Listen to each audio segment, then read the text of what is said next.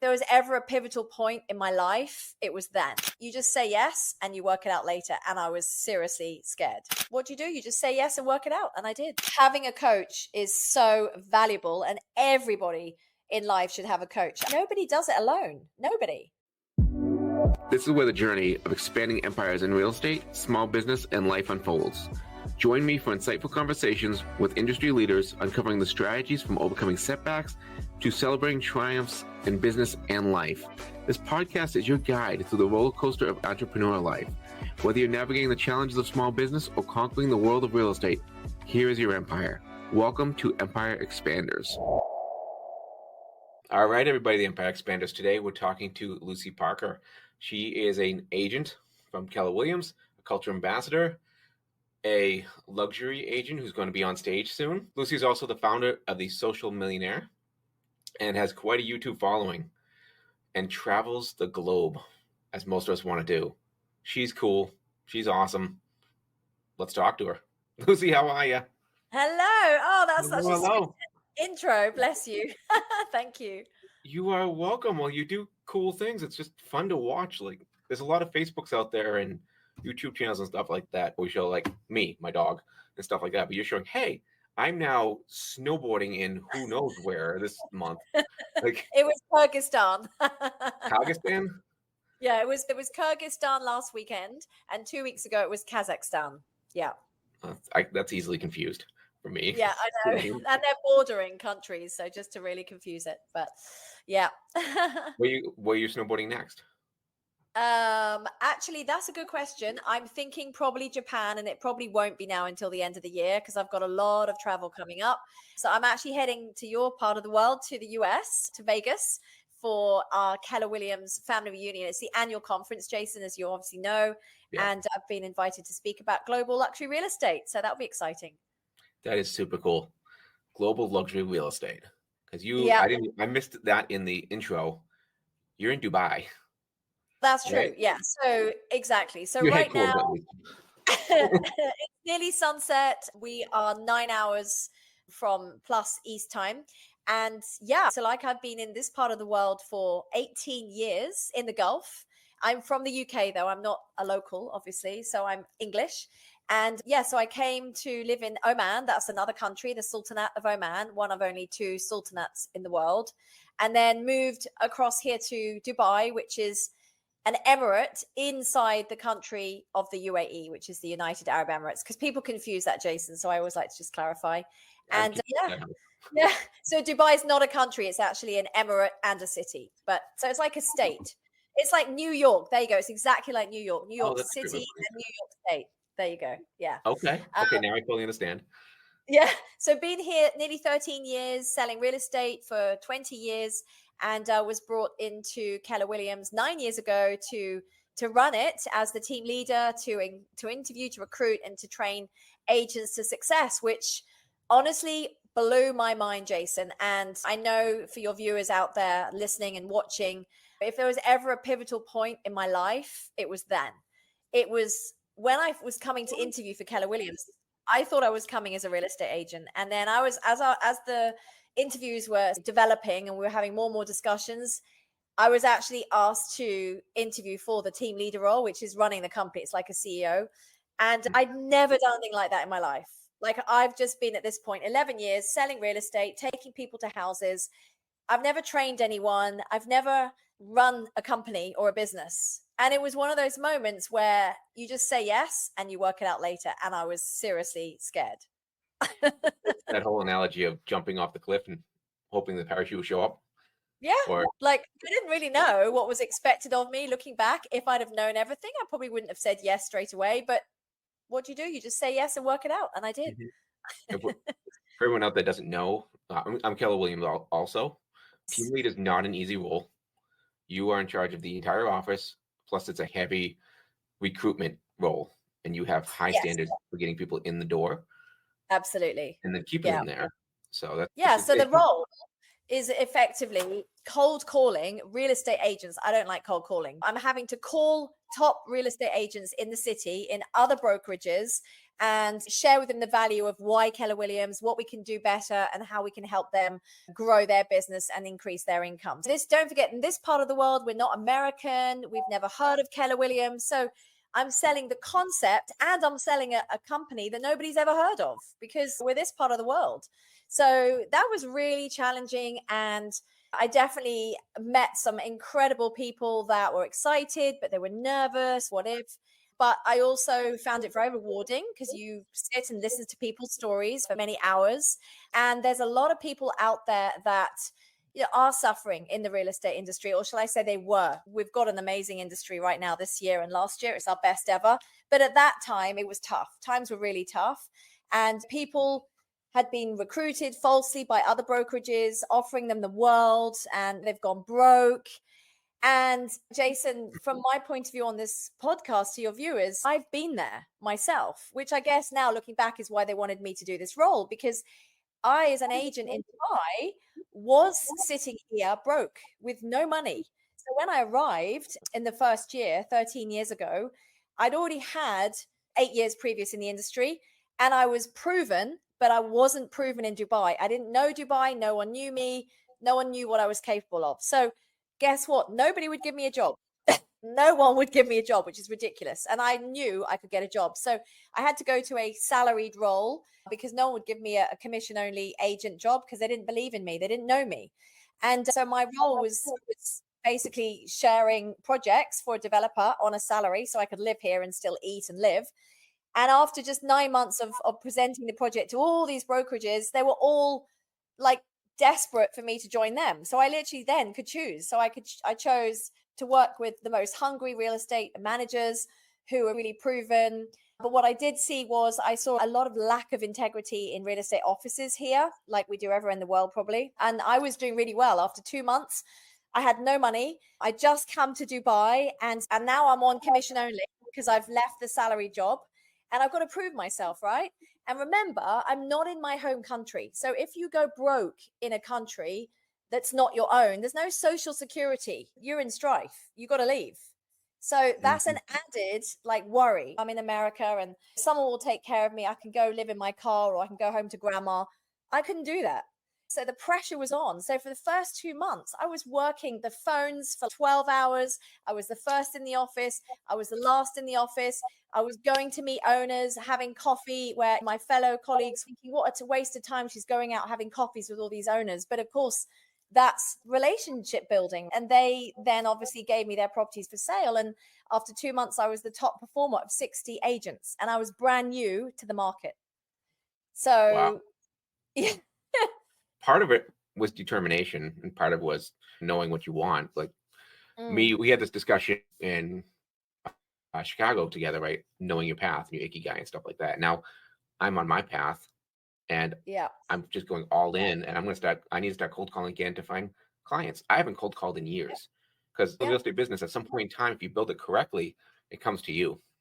I want to do that in this business too, but you need to get to that point. I talk to new agents all the time. This is a new business. Like, it's what's funny in this business right now is I have the beta program. I got the 5 people.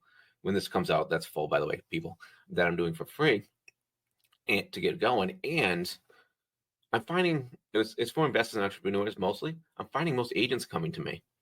And one of the things the agents talk about a lot is not having the leads coming in.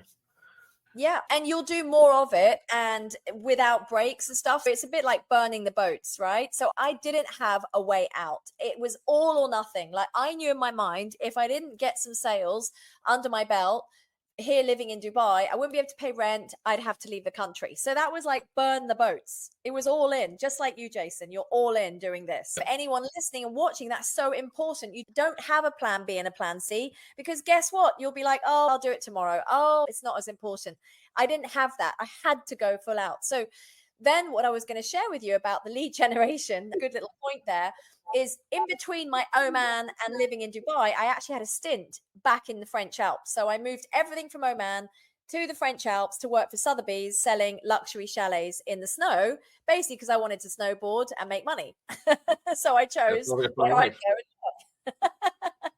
So I went into Sotheby's, interviewed. They wanted me to start that same minute. And I said, no, I have to go back to Oman. I have to sell my house, my car, and give my notice. So 6 weeks later, I arrive with my boxes. And this is what's important for those, people that are needing to build leads and a business. I knew no one, and I was there on my own. Okay. Now I speak French, but I didn't know anyone. Imagine I arrive in the winter, middle of January. I've got my new car, and I'm not joking when I tell you what happened next. The first day I meant to go to work, my new car is completely snowed in. I cannot drive it. Imagine. And I've just come from the Middle East in the desert. And I'm like, oh my God, what am I going to do? I've got to go to work. It's my first day. So I go out on the street. Everyone's going really slowly through the snow, and I hitch. It's a little French village in the Alps, so it's fine. It's actually really quite a posh village. It's like the Aspen of the Alps. It's called Megève. You can look it up. And this lovely lady picks me up. And can you believe it? She's a doctor. And she actually, by the time she's dropped me at the office, which is 10 minutes away, she's got a chalet for sale. And it's in my first day. And then what I did for the first month, 2 months, is I literally got my snow boots out and my snow winter gear. And I just walked around that village knocking on every single door. And I just introduced myself. Some people wouldn't open the door to me. Some would. I speak French and Spanish. I'm British. I understand a little bit of Arabic and a bit of Italian. So more or less, whoever opens the door, I can communicate with. And if they're not interested, they just shut the door on me. And that's how I met people. And that's how I built clients, from doing that, knocking on the door in freezing cold temperatures. So I have hustled and I have built from nothing a business. Yeah. You're one of those definitions of an overnight success takes 20 years, right? Thank you. Yes. It's not overnight for me. No.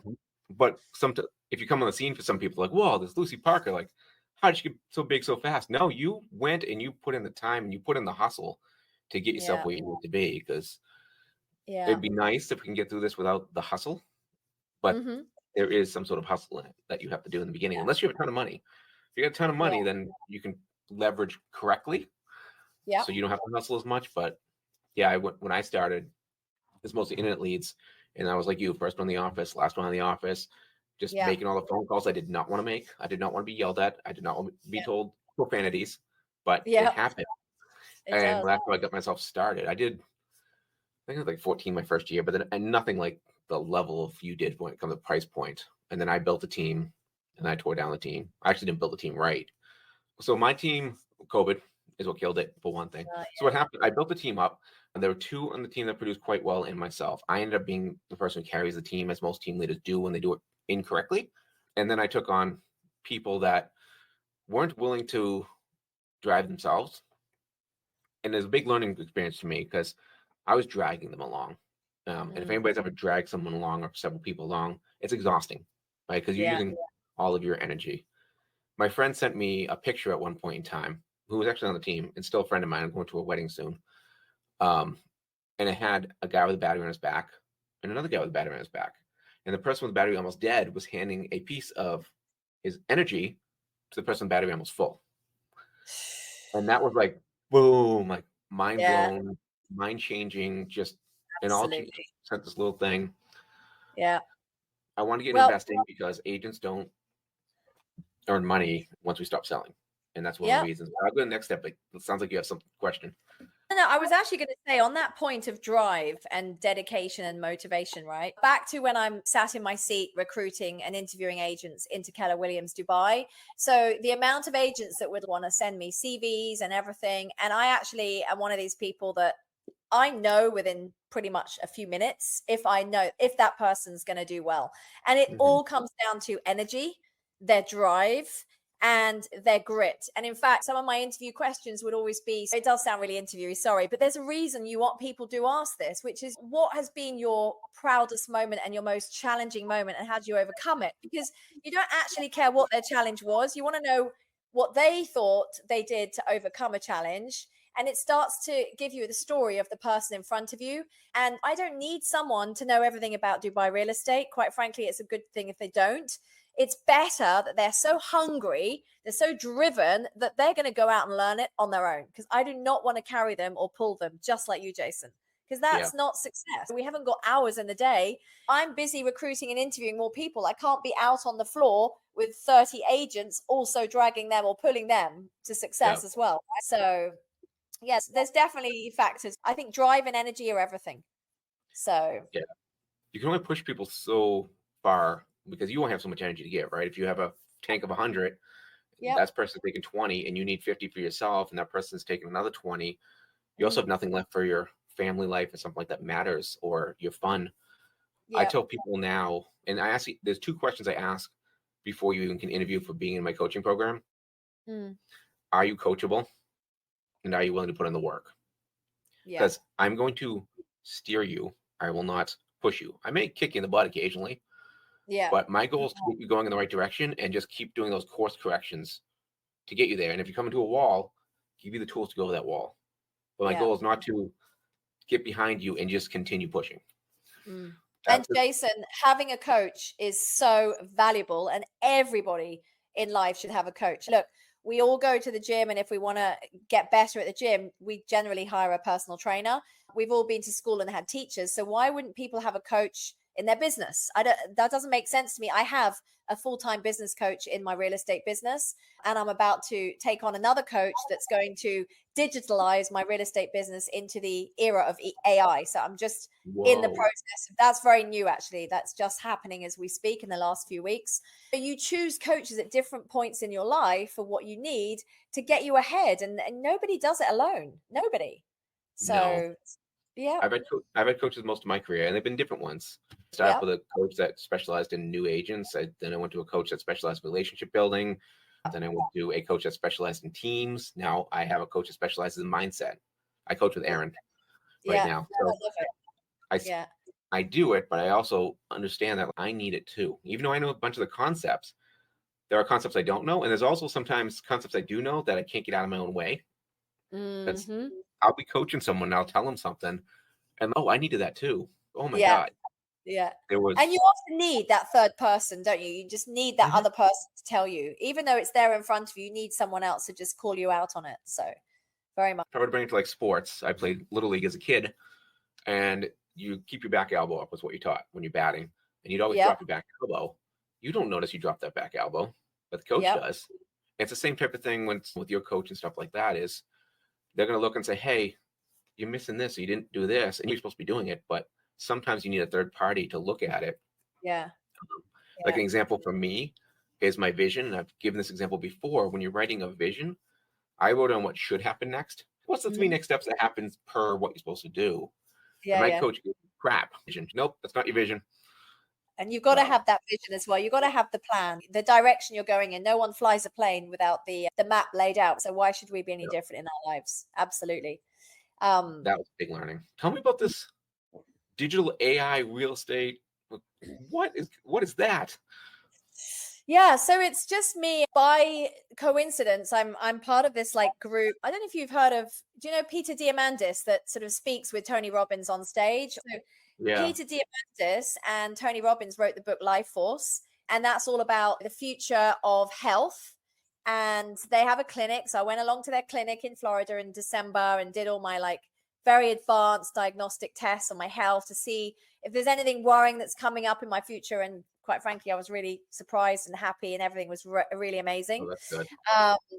So anyway, but Peter Diamandis has his own tribe. So I decided to join that tribe, one of the most expensive tribes of my life, but I am amongst futurists. It is blowing my mind. And they say you should be the least smartest in the room. I tell you what, I am amongst people that are moving mountains. So we're looking at robotics, we're looking at AI, and we're looking at longevity as the key solutions of the planet to solve. And just so happens in that tribe, we get together, we have breakout rooms, and I met this guy that does business solutions and how to digitalize your business. He's a coach and he's putting AI into your business. And it doesn't matter what you do, you can tell him what you want as a solution and he'll sort it, which to me is just music to my ears because I am the least tech person, Jason, you'll ever meet. So yeah, So Wow. he's looking at my real estate business to see how we can make it more efficient, because I get all my business from my YouTube channel. And at the moment, people are looking in the description of my video and they're taking my phone number and they're WhatsApping me and it's coming to me. And there's no like automatic system. So I'm not leveraged at all. And I need to be, because I'm also on the road and with clients and I want everything seamless. And at the moment, Mhm. it isn't. So we're just working out a way to digitalize it all. So it still is very human. It feels like they're talking to me, Lucy, not a robot. So yeah, so just in the very early stages of that. So yeah, watch out for that. That's pretty cool. You're talking about that tribe. We have our tribe, GoBundance and stuff like that. I was listening to a Absolutely. podcast the other day about friends, and Empire Expanders, which is what I'm doing, is all about getting people around you that are trying to be better. So that's what we're Yeah. trying to do here. But an interesting thing, I want to see your thoughts on this, that was said on the podcast the other day, I forgot which one I was listening to, was sometimes you have to buy into the room where the friends are there. You're not buying Yes. friends, but sometimes you have to buy into the room. Like me with GoBundance, I would have never become friends with you if I wasn't GoBundance. Yeah. We So it's never not I have bought met. friends, Yeah. but I got in the room. I thought that was an interesting thought. What is your thoughts on like buying into the room to get into those higher Yes. level things? I've done it myself. So I first joined a tribe before GoBundance emerged, and I didn't even have money to join. So what I did was I negotiated my way in by being on their sales team to bring more people in, even though I was joining myself. Mhm. So that was during COVID, because I was at home stuck and I needed people around me because I was literally stuck. We couldn't get out, we couldn't go and do our real estate, and I was stuck in England in COVID. I wasn't even in Dubai. So I was around these people and they just blew my mind. And in fact, Jamie was there before he then came into GoBundance Emerge. And it was all about looking at your vision, looking about your goals, where you're going to be, sharing it with others. And people pay to go into that tribe. And then eventually, obviously, I then came over into GoBundance Emerge and we pay to join the tribe. And there Mhm. is zero hesitation on my part to join that tribe. And I don't know why more people don't join it, because it does change the game. Just the conversations you have, the people you meet. We're all from such different worlds, from different backgrounds, from different industries. When would I ever have thought I'd be sitting with an AI founder tech from New York? What do I have in common with him? I'm the least digital techie person you'll ever meet. I'm like a people person. But there is a correlation there and it works. So you will never come across that type of person in your everyday life, like in a pub or in the bar or across the street or in a shop or at school. You won't meet that type of person, not someone that's a mover and a shaker and an influencer and radically wants to do something different in this world. And that's why we pay to be in these rooms, Jason. I completely agree with you. Yeah, it was an eye opener thing to me. Yeah. And I may not have liked it as much if I didn't get into GoBundance. No, I'm not, everyone listening, I'm not just saying go join GoBundance. I love GoBundance. I would look into it, but find your tribe. What room do you want to be in? And sometimes you have to pay to get in the room, or Lucy paid with work to get in that room. That wasn't money you paid to get in the first room. You put sweat into that. That's sweat Yeah, equity. the first room I put sweat equity because I knew that was the only way in. But the second room I paid, the third room I paid. But there are also different rooms, by the way, Jason. So it doesn't just have to be business. It can be, Mhm. different environments. So I've just started learning golf. So I've put myself in the uncomfortable zone of being in a golf society where I am a beginner. There's some people that have been playing for 20 years and I'm a beginner and I'm going out playing 9 holes and it's really embarrassing, but they're all so nice, they're all so understanding because everybody understands you're a beginner once. So that's a different environment, different tribe, but you grow as a person, because when you go into your uncomfortable zone and people are still nice and they encourage you, then you can deal anything that's dealt you. And it doesn't matter if it's in your personal life or in business. It's a great example of just changing your game and growing up every time. Yeah, and the only time you grow is when you're out of your comfort zone. We don't grow within Yeah. our comfort zone. We actually contract, right? Because we're just getting more and more comfortable. So we need to get in those uncomfortable zones. I talk about it like when I talk to people, I'm scared of heights. So Yep. if I want to be uncomfortable, I'll go on the top of a skyscraper or something like that. I'll look over the Grand Canyon. That stretches my comfort zone. I am not jumping out of a plane right away. That will break my comfort zone. Yeah. So I But I could, but do I you want could, to? if it was burning the boat. If somebody told you that your other half I don't know, something awful would happen if you didn't jump out the plane. You jump out the plane. And I jump that's out the the thing. plane. Yeah, you Yep. would. So I'm also scared of heights, and I did jump out of the plane on my 40th birthday. And it was the scariest thing I've ever done. But the minute I was in it and parachuting down, it was just like I said to myself, Lucy, you did it. And you build memory, you build muscle to the fact that you can handle other things that are just as hard. And then things they're not as challenging in the future because you already know in your head, you have such strong faith in yourself. You can do it no matter what. So it's mind over matter. And you've got a coaching mindset now with Aaron, but everything is our mind and what the voices in our head, Jason, isn't it? It's how strong that mind is. Mm-hmm. And overcoming the fears is a huge part of it. That's a big thing with me was fears of I'm not good enough, I'm not worthy, and not really getting over those, but willing to understand you are worthy, you are enough just by being you. You had to have a great amount of fear many times in your life. We talked about you door knocking, we talked about you jumping on planes, we talked about you moving to a country where you don't know anyone to start a business. Yeah, that's hard. And some of the people listening right now might be thinking, I just don't have what Lucy has. I'm sure when you were door knocking and you were in those other countries, you were scared still. You had doubts. You went to bed some nights going, I'm not going to be able to do this, right? Yeah, you see it, and that's back to the voice in my head. So the voice in my head is telling me that I cannot fail and I won't fail. The voice is telling me I will do everything possible before I fail.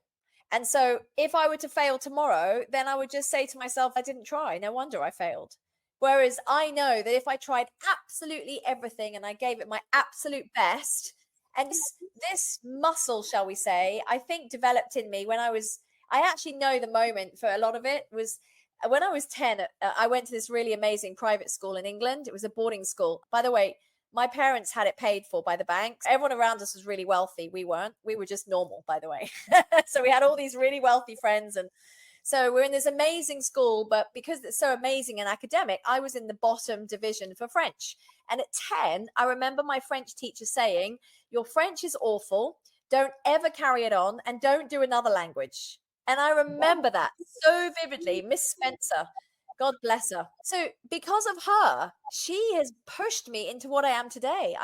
Partly her, because not only did I say to myself, I'll show her. I will be amazing at French and I will learn Spanish as well. And of course, now I'm trilingual and I won at university. I had tears in my eyes. I went on to uni to do French and Spanish just for Miss Spencer. So oh geez, you had a choice there to listen to her and just accept this is who I am, or no, I can do better than that. No one tells you that you can't do something. No one. Not only that, Jason, but in my last year at university, I won the award as the most improved French in university in the year. So I had tears in my eyes. Of course, Miss Spencer, I'm sure, is long gone. She was like 40 years older, but yeah, there you go. So it just goes to show anyone listening or watching this podcast, even if somebody says you can't do it, firstly, you're around the wrong people. Don't listen to them.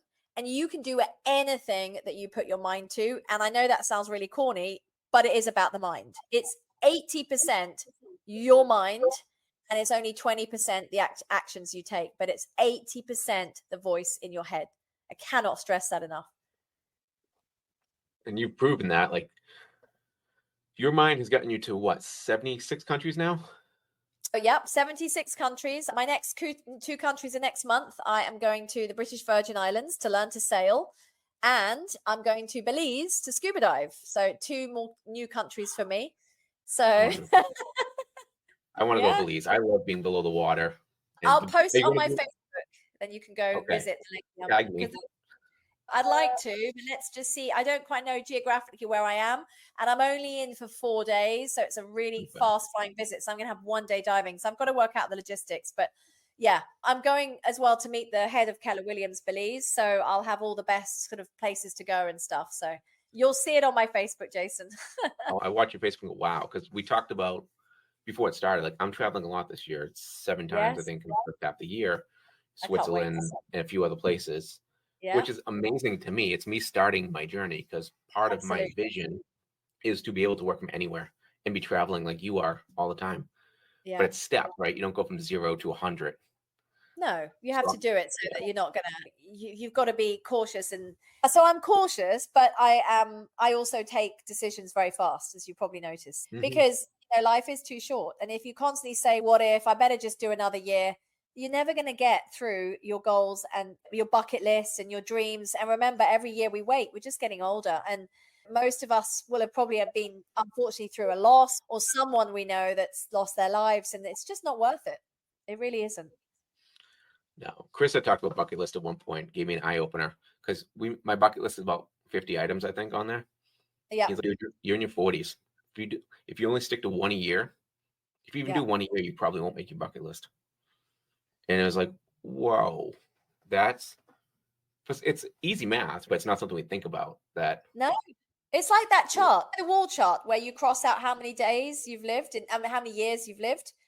And it's yeah, scary, like when you see like how many Christmases you've got left or how many summers you've got left with your children, or and then of course those are the ones where you're going to be healthy and fit to do things. hmm So we don't know what's going to happen in our future, which is another reason why you want to also stay fit and healthy as well. So you can do all of these. You have more time.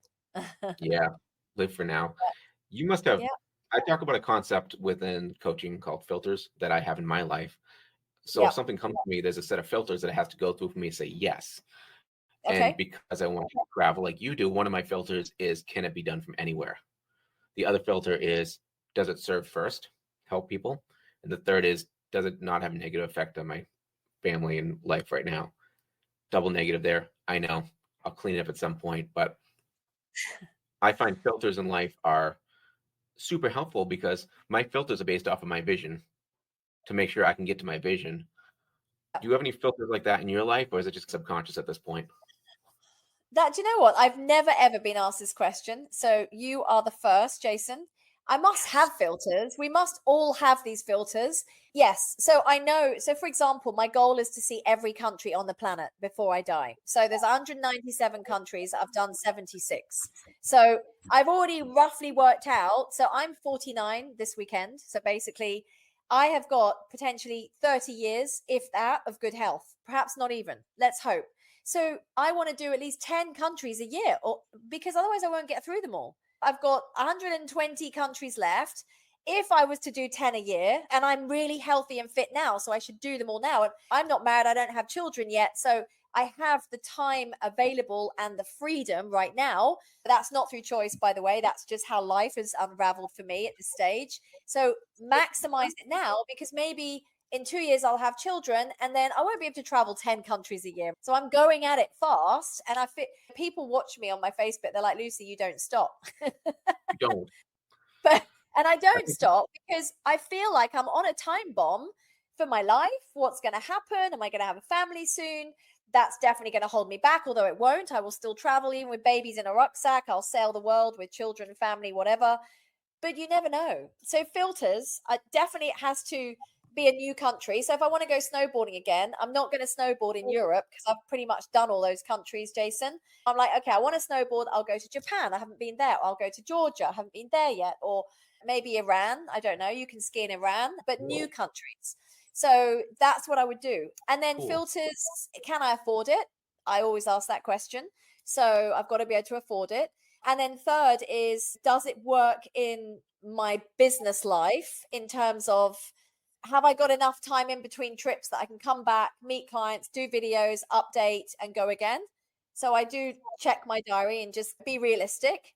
And then fourth is, am I going to have a good time? Is it going to be around people that I want to be around? So I won't do anything with the wrong people. So there was a certain group of people going to the place I really want to go to do what I really want, but it wasn't the right group of people for me, then I probably wouldn't do it. Because people are everything. Like Jason, I'm coming to the event in the US in May, and I'll have been in the US here in February and March, but I'm coming all the way back 15 hours because Go Abundance Emerge, all of you are so important to me, because being around you like fills my bucket for another year. It's hmm important. So It, yeah, I'll travel for that. Doesn't matter 15 hours on a plane. Doesn't matter. Sounds like if we were to theme this episode, it's about who you're with, who you're around, what rooms you're in, really gets you farther. Like the room I'm in with you in Abundance Emerge and with Aaron and everyone else has got me here on this podcast, starting the Empire Expanders coaching group and all that stuff that I always wouldn't do because I wasn't good enough, or I'm going to do it next year. But just, it wasn't a course I took that taught me how to do it better. It wasn't something I read in a book. It was getting around the people that were doing it and all believed in me and said, dude, you can do this. Go do it. Yep. So I love Absolutely. that. And everyone listening, find those people for you. It could be in a tribe. It could be in a room you have to buy into.